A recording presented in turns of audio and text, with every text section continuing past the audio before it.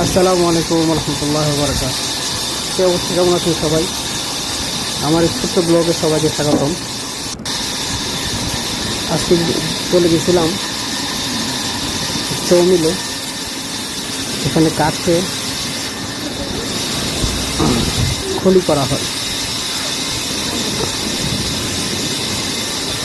সবাই দেখেন কীভাবে কাঠে খলি করা হয়।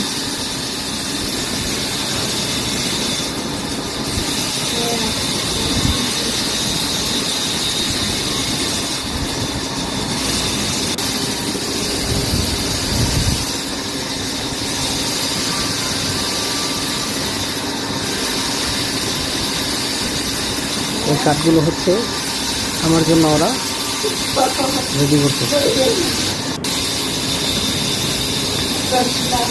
সবাই ভালো থাকবে, সুস্থ থাকবে। খোদা হাফেজ।